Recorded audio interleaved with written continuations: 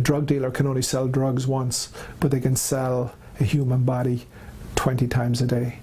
Human trafficking, a problem that just keeps growing in the Upstate. A week ago, we told you how Bon Secours St. Francis Health System was working to bring awareness to this problem. And now, only on 7 News, reporter Nicole Ford sits down with one of those health professionals who made a gut decision and opened the door to a 3-state trafficking ring.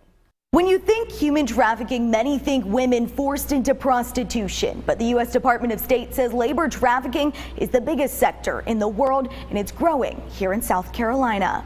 With each passing hour, it's bigger than we've ever imagined. Numbers show 136 people in the nation are being entangled into a dangerous web. Human trafficking is a phenomenal problem. And it's happening in your own backyard. It started as a situation where I had gone to the clinic to interpret for a young man who had come into our office. This man sitting inside a Berea Bon Secours clinic opened up to Bonnie Acosta. He was talking about the number of hours that he was working in a 2-week period and how much money he was making. He was working about 120 hours, working and earning $600. She says the restaurant owner was also his landlord, taking half of that $600 for housing, a situation this man thought was legal. Didn't realize that he was a victim at the very least of some kind of labor exploitation. Acting on her gut, Acosta filed an anonymous complaint with the Department of Labor.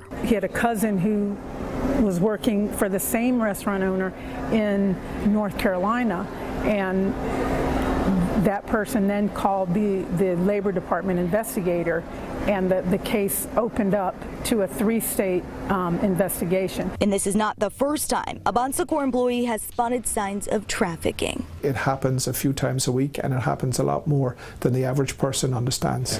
Nationally speaking, 50% of all trafficked victims will seek medical attention within the first 30 days. So this hospital system wanted to be part of the solution. We have classes taught by certified trainers on what to ask and what to look for. We've had women come in, they don't have ID, or there's a man with them who doesn't wants to speak for them. Now the goal isn't to crack trafficking rings, but to help the people and ultimately make the public more aware. And understanding that it is right here.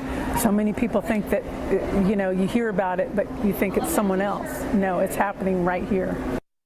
Since this specific trafficking case runs over state lines, it is a federal investigation with the Department of Labor, who says they can't comment on its status right now. In Greenville, Nicole Ford, 7 News.